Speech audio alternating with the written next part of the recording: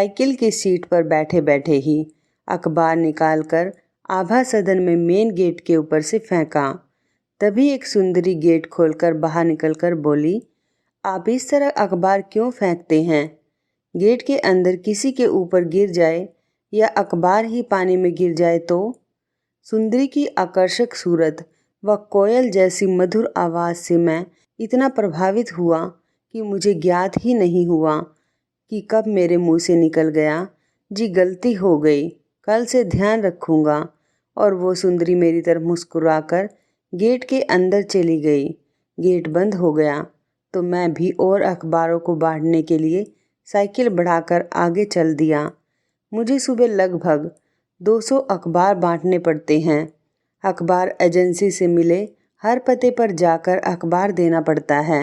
हर घर में अखबार समय से पहुँचे, इसलिए जल्दी इतनी रहती है कि मैं चलती साइकिल से ही मेन गेट के ऊपर से अखबार फेंकते हुए आगे बढ़ता जाता था।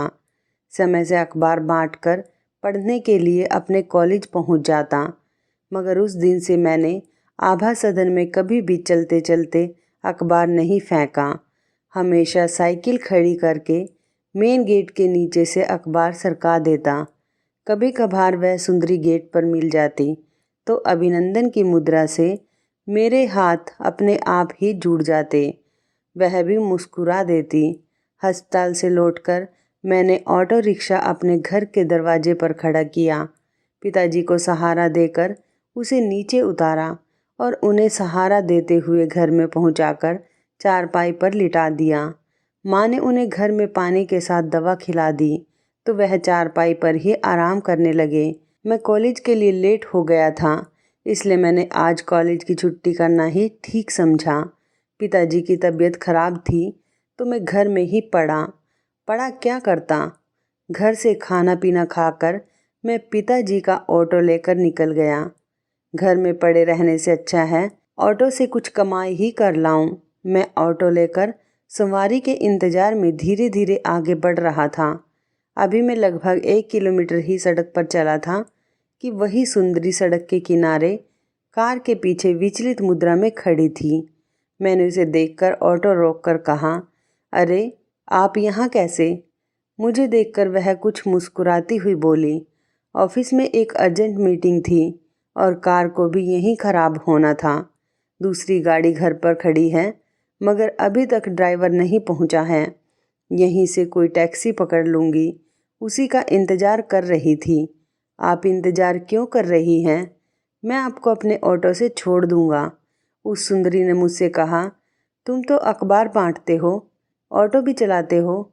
ऑटो पिताजी चलाते हैं, आज उनकी तबीयत कुछ ख़राब है। अखबार बांटने के कुछ पैसे मिल जाते हैं, घर का खर्चा तो ऑटो से ही चलता है। मेरा ऑफिस 10 किलोमीटर दूर है, तुम्हारा ऑटो पहुंच जाएगा वहां तक? जी हाँ, ऑटो वहां तक पहुंच जाएगा और मैं आपको समय से ही पहुंचा दूंगा। उसने कार की सीट से अपना एक छोटा हैंडबैग उठाया और कार को लॉक कर दिया। ऑटो की पिछली सीट पर बैठे हुए बोली, थोड़ा जल्दी चलना, मैं ऑफिस के लिए लेट हो रही हूँ, बस अभी आपको पहुँचा देता हूँ। यह कहते हुए मैंने ऑटो में सैफ लगाया और तेज़ी से ऑटो को आगे बढ़ाकर चल दिया। अभी मैं उसे लेकर 1 किलोमीटर ही चला था कि ऑटो एकदम से बंद हो गया। मैंने कई बार सैफ लगाया मगर ऑटो स्टार्ट ना हुआ तो मेरी निगाह फ्यूल की सुई पर पड़ गई जो बिल्कुल नीचे टिकी हुई थी।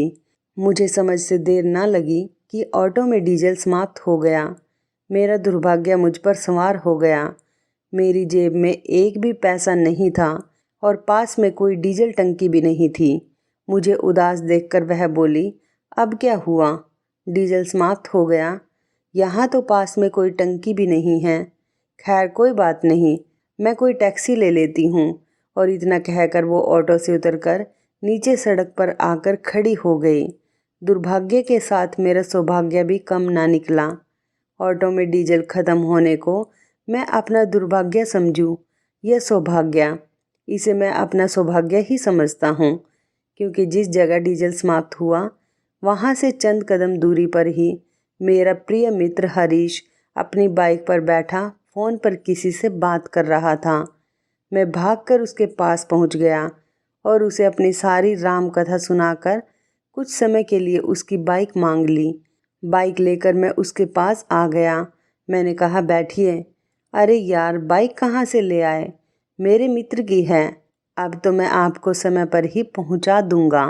ठीक है, चलो। ये कहती हुई वो मेरे पीछे अपने सूट को संभालती हुई लड़कों की तरह दोनों तरफ पैर करके बैठ गई। उसने अपने छोटे से हैंडबैग को बीच में रखकर दोनों हाथ मेरे कंधों पर रख दिए। मेरे शरीर में एक साथ सिरहंसी दौड़ गई। वो रास्ता बताती जा रही थी और मैं मोटरसाइकिल दौड़ाए जा रहा था।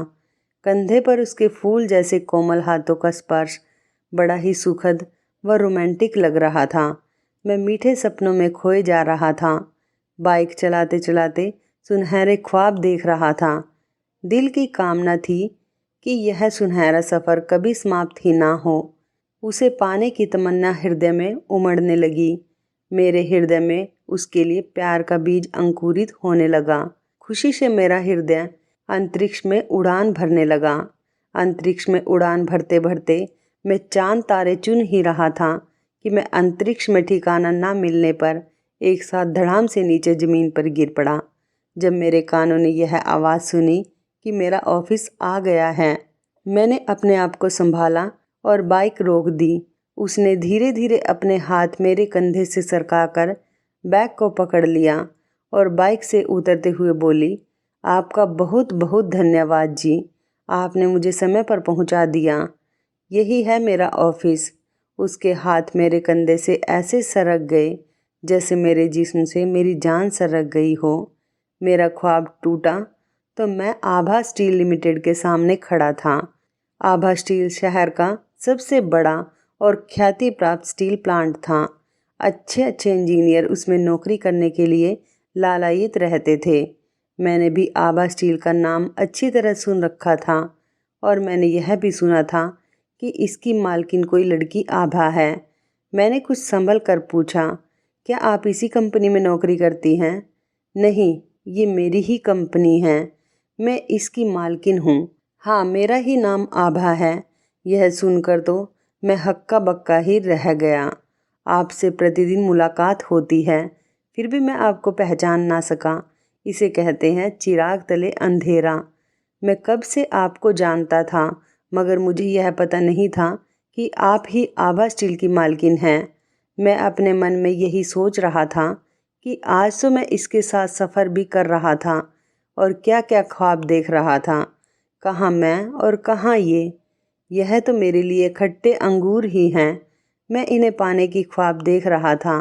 तभी उसने अपना छोटा सा हैंडबैग खोलकर उसमें से 1000 का नोट, जो उस समय चलता था, निकाल कर मेरी तरफ बढ़ाते हुए कहा, लो पकड़ो। मैंने दोनों हाथ जोड़कर ना कह दिया तो उसने वही नोट मेरी शर्ट की जेब में ठूसते हुए कहा, तुम्हारे ऑटो में तेल नहीं है, डलवा लेना। तभी गेट कीपर कंपनी का गेट खोलकर आया और उसने आभा के हाथ से बैग ले लिया। आभा उसके पीछे पीछे कंपनी के अंदर दाखिल हो गई। कंपनी का गेट बंद हो गया, मगर मैं वहीं ख्यालों में खड़ा रह गया। मैं घर चला आया। रात को मैं सोया था, लेकिन नींद मेरी आंखों से कोसों दूर थी। चारपाई पर पड़े पड़े रात्रि के 2 बज चुके थे, मगर नींद थी कि आने का नाम ही नहीं ले रही थी।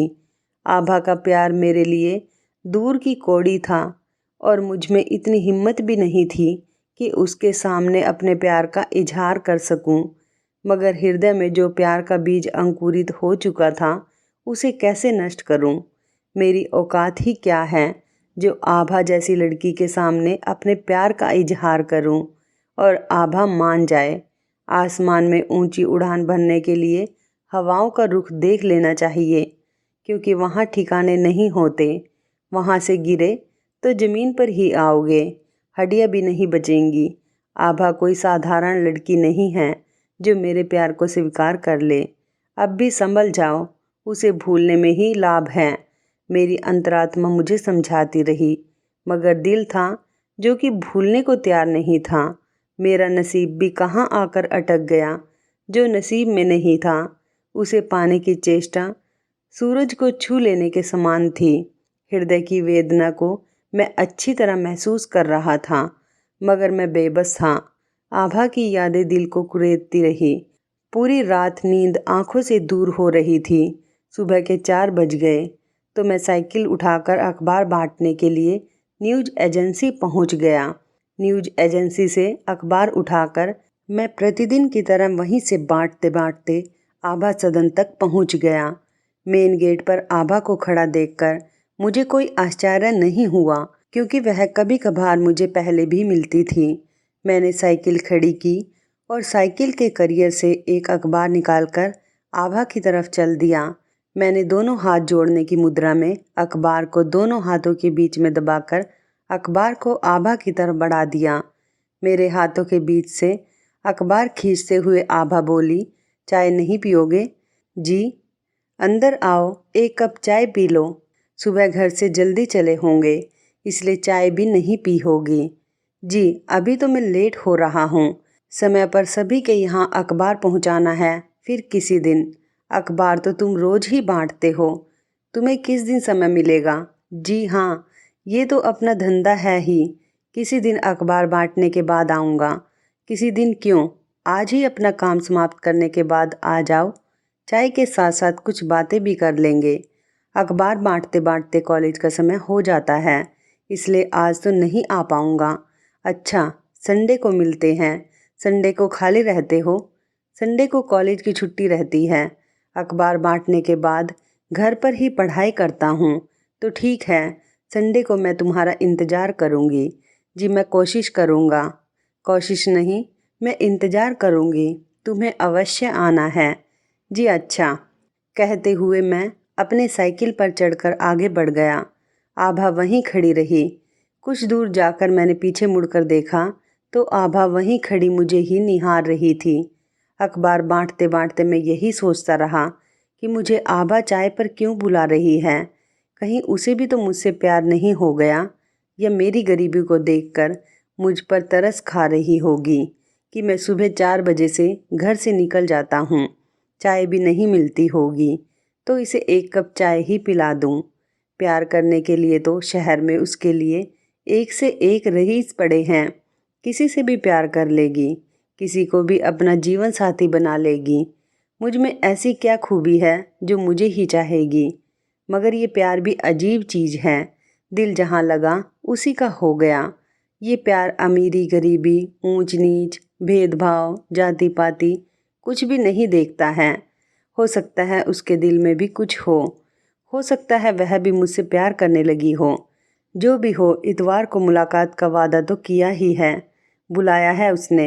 हो सकता है प्यार का इजहार करने के लिए ही बुलाया हो। मेरे मन में लड्डू से फूटने लगे।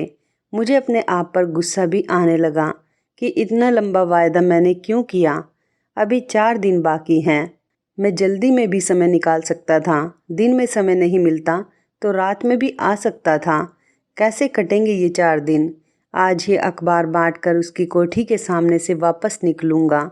गेट पर तो वो अक्सर मिलती ही है। अगर मिल गई तो कॉलेज की छुट्टी भी मंजूर है आभा से मुलाकात के लिए। यही सोचते सोचते अखबार बांटने के बाद मैं उसी रास्ते से वापस हुआ। पैरों ने साइकिल की रफ्तार बढ़ा दी।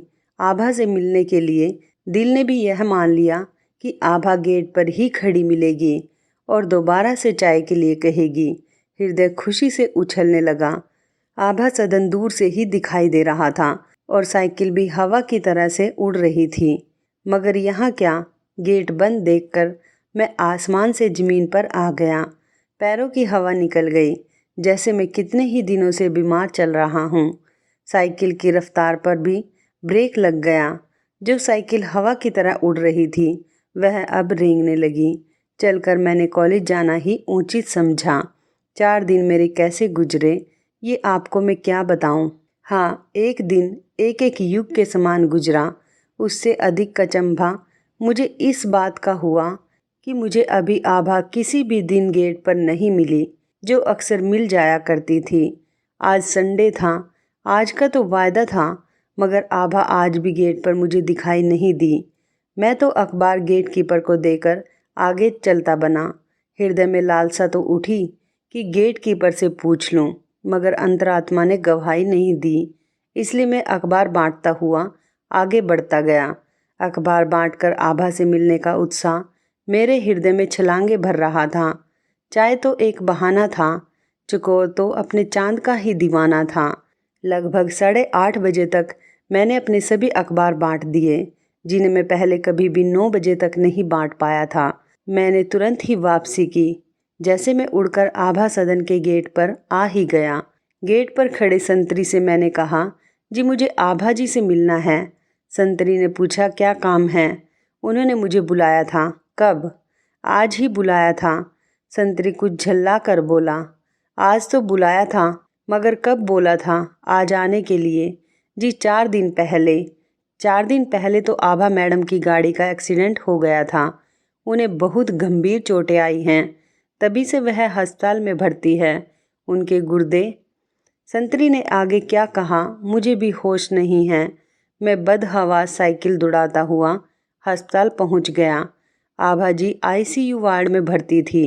वार्ड के गेट पर कंपनी के अधिकारी और कर्मचारियों की भीड़ लगी थी। लोग तरह तरह की बातें कर रहे थे। गुर्दे की व्यवस्था अभी तक नहीं हो पाई थी।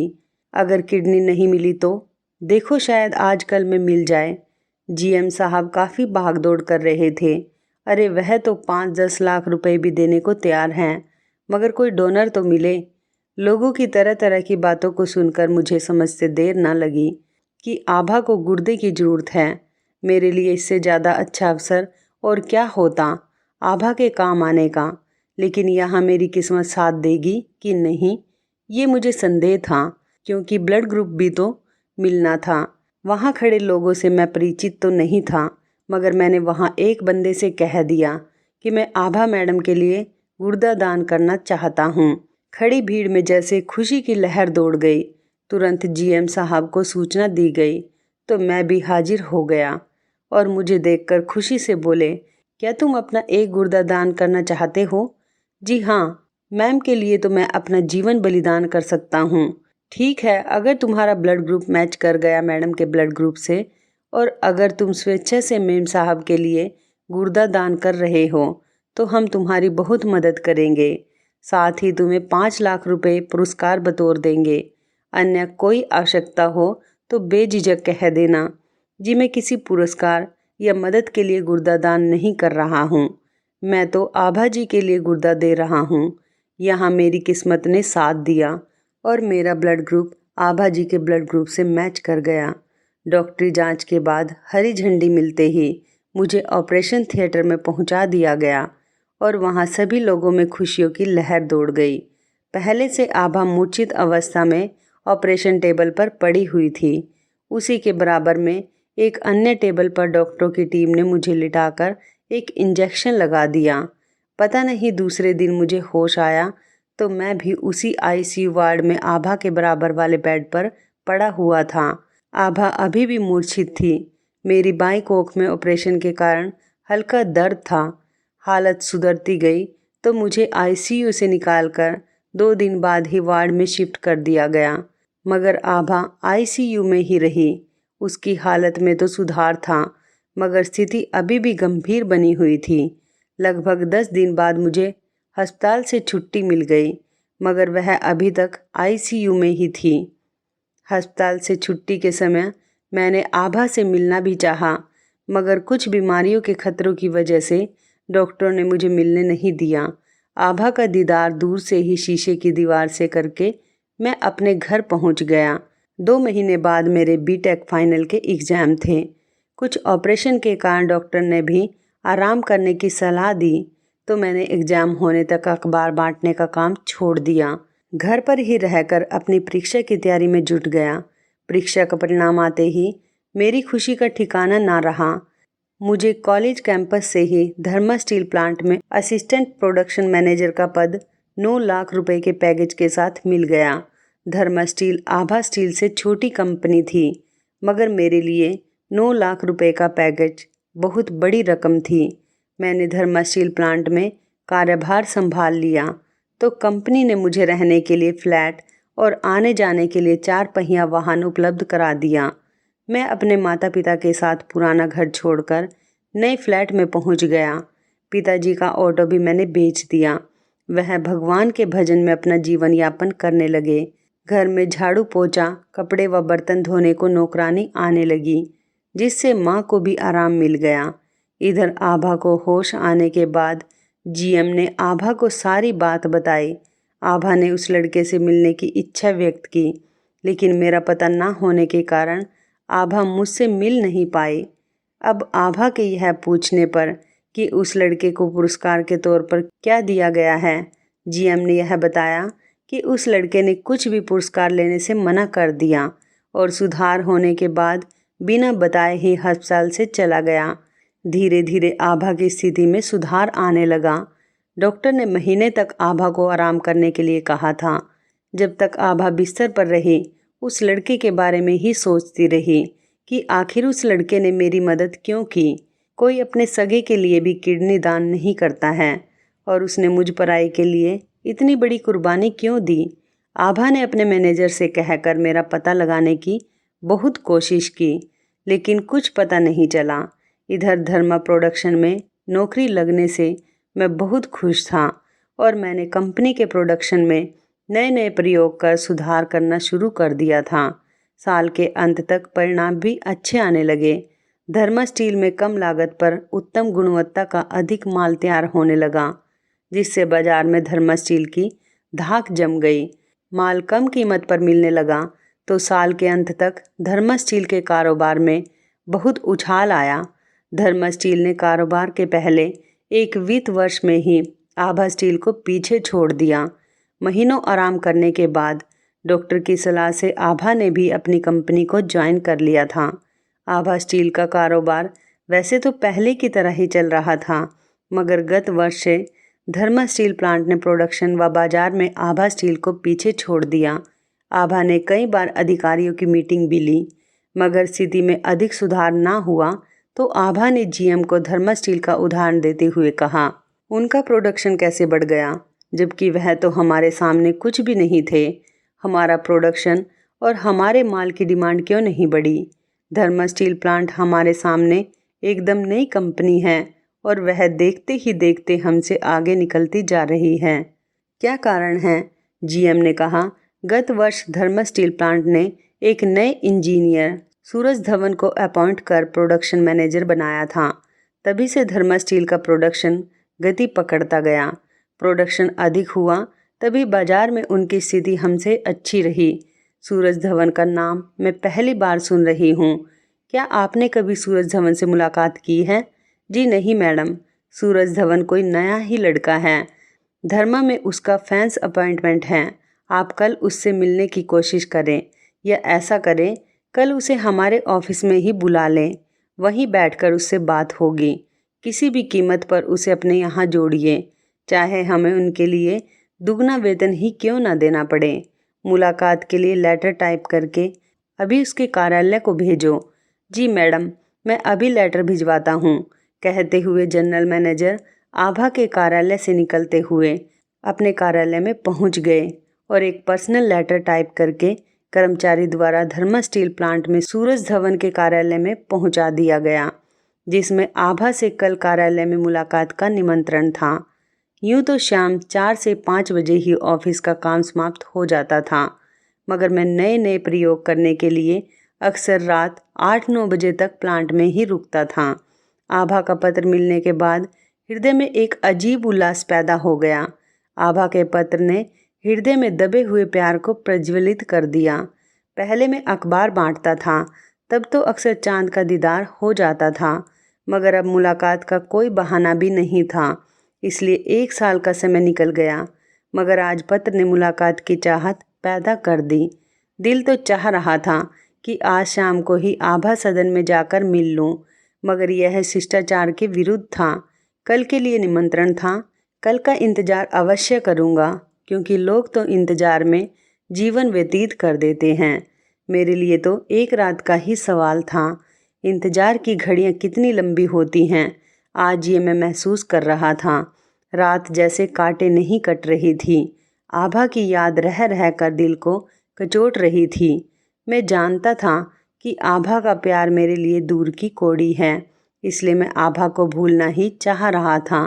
इसलिए मैंने 1 साल से आभा से मुलाकात तक नहीं की, मगर आज आभा के पत्र ने मेरी भूली बिसरी यादों को ताज़ा कर दिया, जैसे सूखी फसल पर अमृत की वर्षा हो गई हो। रात कटी तो मैं सुबह जल्दी ही तैयार होकर आभा स्टील पर पहुंच गया। गेट के सामने मैंने अपनी गाड़ी खड़ी कर दी और गाड़ी से निकलकर गेट पर पहुंच गया तो गेटकीपर ने मुझे देखकर रोकते हुए कहा, आप कहाँ जा रहे हैं? मैंने आभा का पत्र दिखाते हुए कहा, आभा जी ने मुझे बुलाया है, उनके पास ही जा रहा हूँ। मैडम अभी नहीं आई हैं, आप चाहें तो वेटिंग रूम में बैठकर उनका इंतज़ार कर सकते हैं। वह लगभग 10 बजे तक आएंगे, घंटा बाकी था। वेटिंग रूम में बैठकर क्या करूँगा? मैंने गेट पर ही खड़े रहकर इंतज़ार करना उचित समझा। मैं गेट पर खड़ा इंतज़ार कर रहा था, तभी लगभग 10 से 15 मिनट बाद ही एक चमचमाती कार रोड से उतरकर आभा स्टील्स के गेट पर आकर खड़ी हो गई। तब तक आभा ने गाड़ी से उतरकर ड्राइवर को आगे बढ़ने का इशारा दिया। ड्राइवर गाड़ी लेकर अंदर प्लांट में घुस गया और आभा मेरी तरफ देखकर मुस्कुरा कर बोली, अरे तुम यहाँ कैसे खड़े हो? जी आपसे ही मिलने आया था। इतने दिनों बाद हमारी याद कैसे आ गई? जी आप पर एक चाय ड्यू थी, सोचा आज आपको कर्ज मुक्त कर ही दें। जो चाय आप पर ड्यू है उसे आज ही पी लें। अरे क्यों नहीं, चाय भी मिलेगी और चाय के साथ साथ मिठाई भी। आओ अंदर ऑफिस में बैठकर बात करते हैं। आभा के पीछे चलते चलते मैं ऑफिस तक पहुंच गया। आभा का इशारा पाकर मैं ऑफिस में पड़े सोफे पर बैठ गया। आभा एक कर्मचारी को कुछ निर्देश देकर मेरे सामने सोफे पर बैठते हुए बोली, अब बताओ कैसे हो आजकल? जी ठीक हूँ, क्या कर रहे हो? आजकल तुम्हारा अखबार का काम कैसा चल रहा है? काफ़ी दिनों से तुम अखबार देने क्यों नहीं आ रहे हो? तुम्हारी जगह कोई दूसरा लड़का अखबार देने आ रहा है। मैंने अखबार बांटना छोड़ दिया है। तो क्या पिताजी के ऑटो से ही घर का खर्च चल रहा है? नहीं, पिताजी का ऑटो भी मैंने बेच दिया। तो घर का खर्च? तभी कुछ कर्मचारी चाय, मिठाई व कुछ ड्राई फ्रूट सामने टेबल पर रखकर चले गए। दोनों ने चाय के कप उठा लिए और चाय की चुस्कियां लेने लगे। चाय की चुस्की के साथ ही आभा बोली, तुमने बताया नहीं आजकल क्या कर रहे हो? अगर इस समय कोई काम ना हो तो बताना, मैं तुम्हारी पूरी मदद करूँगी। हाँ, तुम्हारा नाम क्या है? आज तक तुमने कभी अपना नाम भी नहीं बताया। जी आपने पहले पूछा ही कब था? मैं आगे बोल पाता तब तक प्लांट के जनरल मैनेजर ऑफिस में आ गए और मुझे देखकर आश्चर्यचकित रह गए। आभा ने जनरल मैनेजर को देखते ही कहा, अंकल जी सूरज धवन का कोई संदेश आया क्या?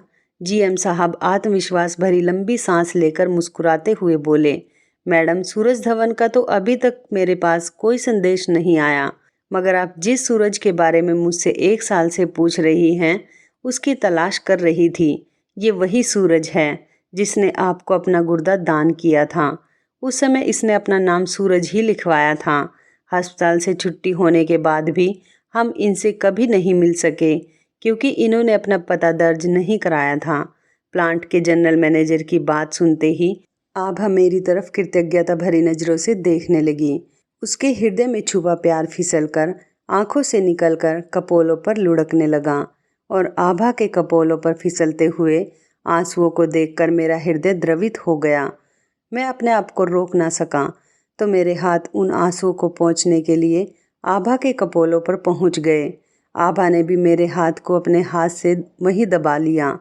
कुछ समय आंख बंद करने के बाद आभा आंख खोलते हुए बोले, इतना बड़ा छल किया मुझसे?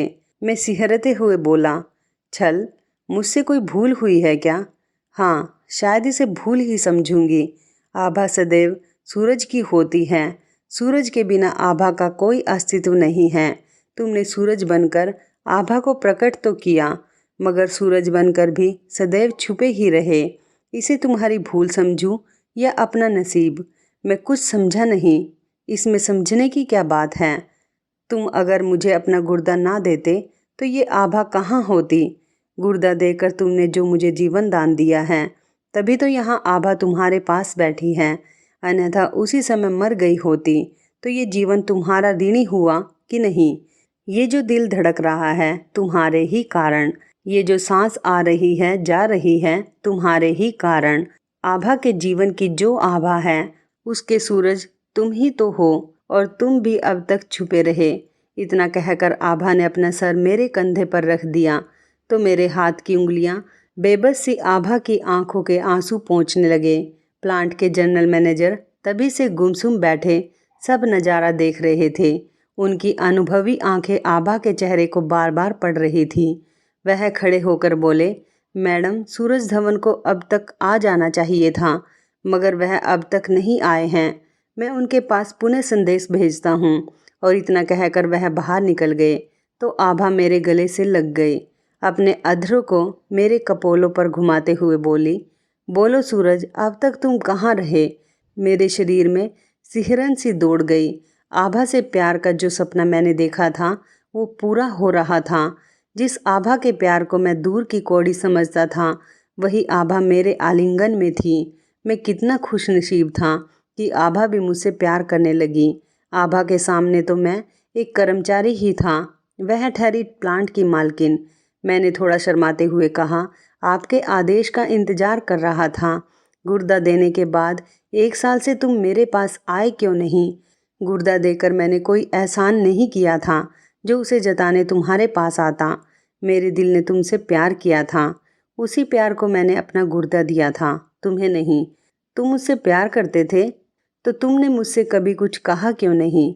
जी, प्यार मेरे दिल ने किया था, उस पर मेरा कोई जोर नहीं था, लेकिन मैं अपनी हैसियत समझता था। क्या धरती और आसमान की कोई बराबरी हो सकती है। मैंने तो आपको पाने की उम्मीद उसी दिन छोड़ दी थी जिस दिन मुझे पता चला था कि आप आभा स्टील प्लांट की मालकिन हैं। लेकिन दिल का क्या करें साहब, यह तो अमीर और गरीब नहीं देखता ना। हाँ, लेकिन जिस दिन आपने चाय पर बुलाया था तो दिल में कुछ आस जगी थी, शायद आप भी। लेकिन तभी दिमाग ने कहा कि वह तुम्हारी गरीबी पर तरस खाकर तुम्हें चाय पर बुलाकर तुमसे कुछ बात करना चाहती है। जब मैं संडे को आपके घर आपसे मिलने आया तो आपके एक्सीडेंट का पता चला। यह खबर सुनते ही मेरे दिल ने तो धड़कना ही बंद कर दिया था। मेरी सांसें रुक गई थी। मैं उड़ के आपके पास पहुंच जाना चाहता था, और वहां पहुंचने पर जब मुझे पता चला आपको गुर्दे की ज़रूरत है तो भगवान ने भी मेरा साथ दिया और मेरा ब्लड ग्रुप आपके ब्लड ग्रुप से मैच हो गया और मैंने अपने प्यार को बचा लिया। या फिर आप समझ लीजिए कि आपको ज़िंदगी दे दी। लेकिन मैं यह नहीं चाहता था कि यह बात जानकर कि मैंने आपको गुर्दा दिया है मेरे लिए आपके दिल में हमदर्दी पैदा हो। इसलिए मैंने आपसे दूर रहने में ही भलाई समझी और कुछ कार्य की व्यस्तता भी रही, इसलिए मैं तुम्हारे पास नहीं आ सका। आभा ने एक बार फिर से सूरज को खींचकर उसे गले से लगा लिया। वह उसे खुद से दूर अब नहीं करना चाहती थी। उसकी आंखों से आंसू बहे जा रहे थे। उसने कहा, तुम्हें पता भी है कि तुम्हारे लिए कितना तड़पी हूँ। मैंने तुम्हारे बारे में पता करने की बहुत कोशिश की। उस अखबार एजेंसी में भी मैंने पता करने की कोशिश की, लेकिन उन्होंने कहा कि तुम पार्ट टाइम वहाँ जॉब करते थे, इसलिए उन्होंने तुम्हारा कोई भी एड्रेस नहीं रखा था। तुम्हारी जगह पर जो लड़का अखबार बांटता था मैंने उससे भी पूछा था, पर उसने भी तुम्हारे बारे में कोई जानकारी देने से मना कर दिया और सालों तुमने मुझसे मिलने की कोशिश भी नहीं की। अब तो मैं तुमसे मिलने की उम्मीद भी छोड़ चुकी थी। और कार्य की व्यस्तता, क्या काम करते हो? अखबार बांटना तो तुमने छोड़ ही दिया। मैं जॉब करता हूँ। क्या जॉब करते हो? धर्मा स्टील प्लांट में। धर्मा स्टील प्लांट में? धर्मा स्टील प्लांट में क्या जॉब करते हो? तुम अपनी कंपनी समझकर मेरे पास भी आ सकते थे। मैं तुम्हें कोई अच्छा सा जॉब अपनी कंपनी में ही दे देती। जी, मुझे कॉलेज कैंपस से ही जॉब मिल गया था, इसलिए आपके पास जॉब के लिए आने का समय ही नहीं मिला। धर्मा में क्या करते हो? मैं प्रोडक्शन मैनेजर हूँ। Production manager? तो क्या तुम सूरज धवन हो? जी हाँ, मेरा नाम सूरज धवन ही है। सूरज धवन का नाम सुनते ही आभा की खुशियों का पारा बल्लियों उछल गया। उसने खुशी में चीख कर संतरी को आवाज़ दी। आभा की चीख सुनकर संतरी के साथ साथ जनरल मैनेजर, अन्य विभागों के मैनेजर व कुछ कर्मचारी दौड़ते हुए चले आए तो खुशी से पागल आभा ने जनरल मैनेजर से कहा, अंकल जी, हमें जिस सूरज की तलाश थी उसका तेज तो हमारी उम्मीद से 2 गुना अधिक निकला। आज हमें एक नहीं 2-2 सूरज एक साथ मिल गए हैं। अपना सूरज ही सूरज धवन है। इतना कहते ही सभी के सामने आभा ने मुझे अपने आलिंगन में भर लिया तो मैंने भी धीरे से उसके कान में कहा, आभा एक किस देना। आभा ने शर्माकर सर झुकाकर अपने चेहरे को दोनों हाथों में ढक लिया। मेरा साथी, मेरा प्यार मेरे पास था, लेकिन ऐसा लग रहा था मैं जागती आंखों से सपना देख रहा हूँ। क्या इसी को कहते हैं कि यदि इंसान किसी को दिल से चाहे तो पूरी कायनात उससे मिलाने में लग जाती है। यह मेरा प्यार ऐसा ही था। इसी सोच को लिए वह आभा के साथ जिंदगी की नई शुरुआत करने के लिए निकल पड़ा। तो इस कहानी के बारे में आपकी क्या राय है, कमेंट करके ज़रूर बताइएगा। दोस्तों, आपको हमारी ये मज़ेदार कहानी कैसी लगी, आप हमें कमेंट बॉक्स में ज़रूर बताएं। यदि आपके पास भी ऐसी कोई प्यारी सी कहानी है या फिर ऐसी कोई कहानी जिससे कुछ शिक्षा मिले तो आप हमारे साथ उसको ज़रूर शेयर करें। दोस्तों, यदि आपको हमारी ये वीडियो अच्छी लगे तो आप हमारी इस वीडियो को लाइक शेयर ज़रूर करें और ऐसी ही दिल को छू लेने वाली प्रेरणादायक कहानियाँ सुनने के लिए हमारे चैनल को भी सब्सक्राइब करें। और यदि आप हमें फेसबुक पर देख रहे हैं तो आप हमारे फेसबुक पेज को लाइक और फॉलो ज़रूर करें। तो दोस्तों, फिर मिलते हैं ऐसी ही ज़बरदस्त कहानी या टिप्स के साथ नई वीडियो में। तब तक के लिए धन्यवाद। आप सभी अपना ख्याल रखना। आपका दिन शुभ व मंगलमय हो।